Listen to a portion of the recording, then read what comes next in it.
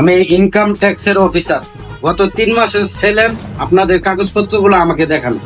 Sir সেলের হিসাব আচ্ছা দিচ্ছি না স্যার। আচ্ছা, আপনি কে? আপনি কি এখানকার মালিক? না স্যার আমি মালিক না, আমি এখানে ম্যানেজার। মালিক ওই যে বসে আছে, ওনার সাথে কথা বলেন। ও আচ্ছা, উনি মালিক? জি। হ্যালো, এক্সকিউজ মি, তাহলে আপনি এই প্রতিষ্ঠানটার মালিক? আচ্ছা ভাইজান, আপনার সবকিছুই তো ঠিক আছে, কিন্তু একটা বিষয় আমার হজম হচ্ছে না। গত 3 মাসে কুত্তার খানা বাবক 3 লক্ষ টাকা আপনার খরচ। এই বিষয়টা আমার মাথায় ঢুকতেছে না। এই খরচে কি আপনার কাগজপত্র আপনার কাছে আছে? না স্যার, আমার কাছে তো কোনো ডকুমেন্টস নাই, কিন্তু আপনি যদি চান তাহলে আমরা কিছু আর্থিক লেনদেন করে এটা শেষ করে ফেলতে পারি। কথা মন্দ বলেন নাই। কোরবানি যা মাত্র গেল, 50,000 টাকা ধার নিয়ে কোরবানিটা দিছি।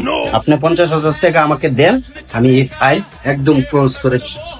আপনি ওখানে যান, হৃদয় সাড়ে 50,000 টাকা দাও, আর খাতায় লিখে রাখো আরো 50,000 টাকার খাবার কুত্তাই খাইছে।